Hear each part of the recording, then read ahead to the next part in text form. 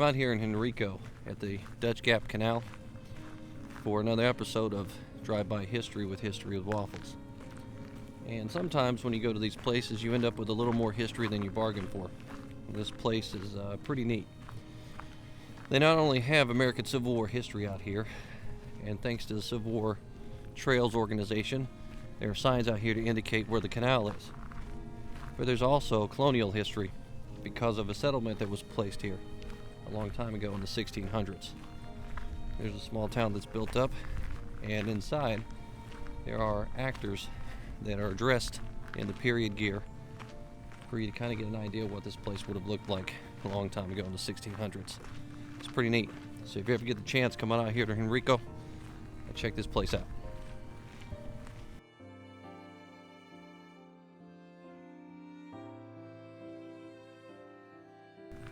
It seemed like every time that the United States Army during the American Civil War decided to use gunpowder to blow something up, it ended up in disaster. And out here at Dutch Gap, it's really no different. You have an army digging a canal out. They decide to try to take a shortcut. They use gunpowder, and it delays the canal right up until the end of the war. So we're going to check that out today here at the Dutch Gap Canal.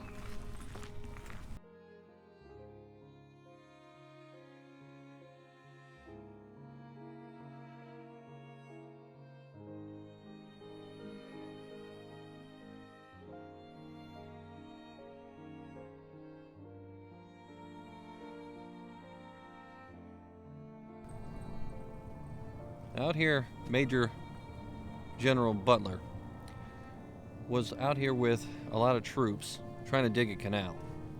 And directly behind me here is the result. You can see that stretch of water that runs across in this direction here. Originally, it was the James River, which was flowing from where this bridge portion is around this way, and it encircled this land gap that was sticking out or jetting out. They ended up creating this island here because they built that canal behind me. Now, the point of the canal in the first place was to try to stop some of the harassment of the Union ships that were coming up and down the James River. Off in the direction directly in front of me here, there were three solid points, Sims, Dantzler, and one other position over there where Confederates had their cannons placed. And when the Union boats would come around that corner, they were being hit one after another as they were going around the corner trying to make it to this side of the James River, which is right over that way. So you can see that way there, and then it stretches right behind me. So they decided, well, if we just create this shortcut, dig out this canal here, maybe we can get the ships across and they can avoid those strong points altogether and cut out that dangerous corner.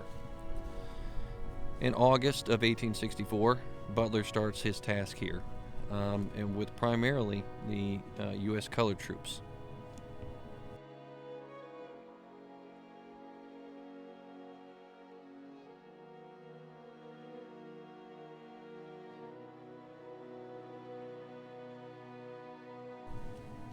So as stated before, January 1st, 1865, there's a tiny little piece of land.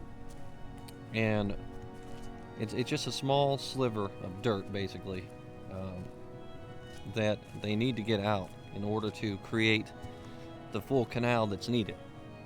They're right at the end of creating this place. And they pack 12,000 pounds of gunpowder into it and decide to explode it to smithereens. They light it off, and when they do, they create a massive problem for themselves. And it delays the construction of this canal here all the way up until well after the Civil War was over with here in Virginia. Robert E. Lee's army had already surrendered by the time they completed this place. So once again, the Union Army uses gunpowder to try to create a fast approach to something and end up destroying what they're doing in the first place. But out of this came heroism, just the same as it was in any other situation in the American Civil War. There was a Medal of Honor recipient that was awarded the Medal of Honor for his actions here at the Dutch Gap Canal.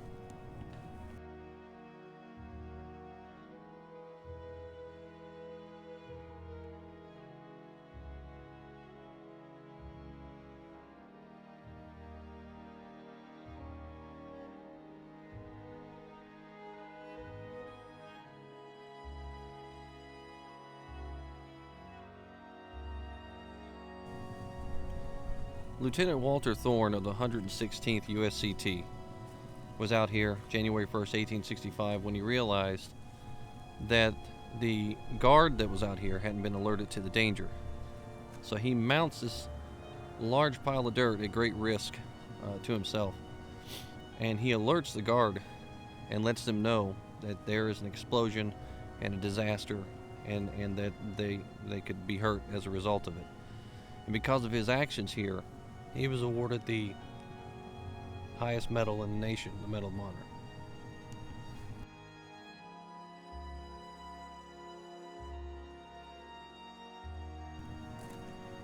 Major General Butler commanded more African American troops at that time than any other officer did during the Civil War.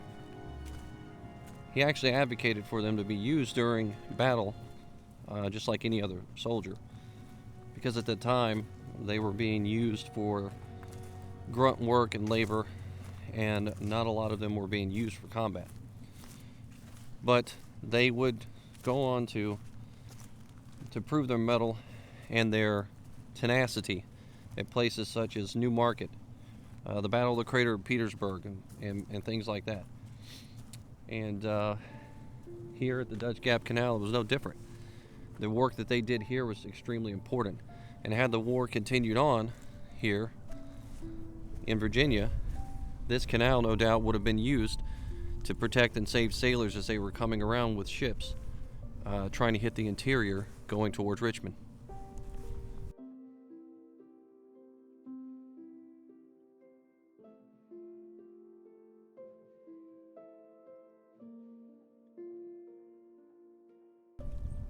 And for a little orientation, off in this direction here is the James River, and during the 1800s the James River stretched around this direction, and it goes all the way around this piece of land that I'm on right now, and it's not seen again until it comes out over here, and then the James River stretches out that direction there, and if you go back around in that way, Drury's Bluff is right over there. At the time, the idea was dig this canal through here, prevent the ships from having to go all the way around and be hit by Confederate batteries, and then come through this direction here. Now the Dutch Gap Canal is actually, it was closer at that time, so it was a very narrow gap in between here. Today it's a lot larger because it was completed back in the 1870s after the war. Because of the shipping industry sending ships up and down this river, they needed a much deeper pass to go through here. Today you'll see a lot of fishing boats out here going up and down through this gap.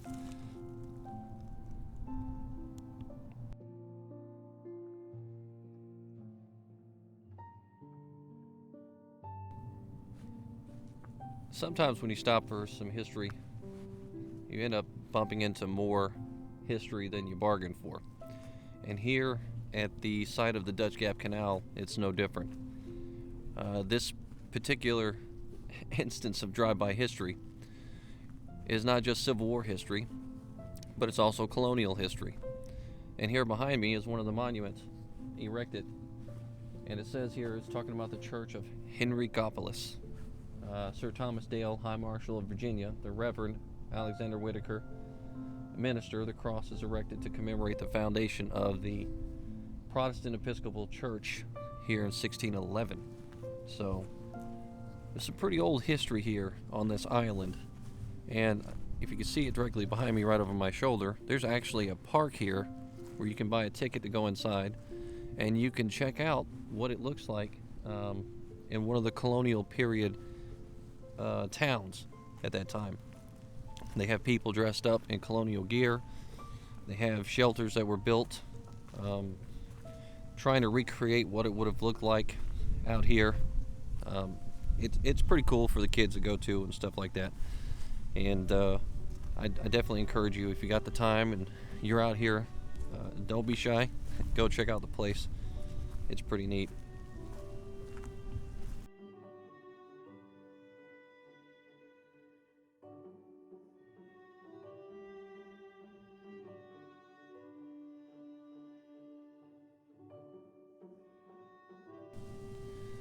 Now, all this wonderful Virginia scenery around me here is beautiful. And in the video that you're seeing now, that's what you're going to see, is a lot of beauty. The rivers, the woods and streams. And that's what I like to highlight about these places in Virginia and all the American Civil War places that I go to. But if you look right over my shoulder here, that little thing sticking up right above my thumb, that's a smokestack. And looks can be deceiving. On my way out here, I was kind of surprised as I was driving out here, because I thought I was lost. I was going past industrial complex that had big rigs and chemical factories and big giant smokestacks and all kinds of stuff that just looked absolutely disgusting. And at one point, I made a wrong turn and ended up at a boat ramp filled with buzzards. So it was something out of a horror movie. But then finally I make the right turn and I come down here and it's night and day. There's beauty, there's a river, there's even a picnic area where you can stop and grab a bite to eat if you bring food with you. It's kind of sad to see a place like this so close to something like that. But this is Drive-By History, History with Waffles.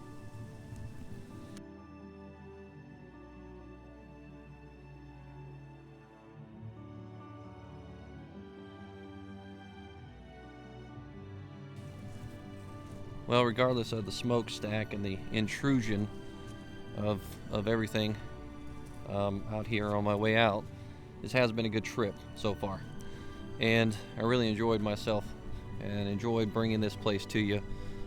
If you have time and you're in Henrico, come on out and check it out here at the Dutch Gap Canal. You can go to the Civil War Trails website and look up the interactive map.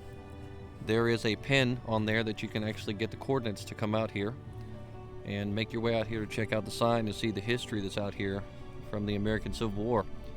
And when you get a chance, stop in and see the Colonial town that's here as well, and check out what they have to offer. It's been another episode of Drive-By History with History with Waffles. Until next time, see you later.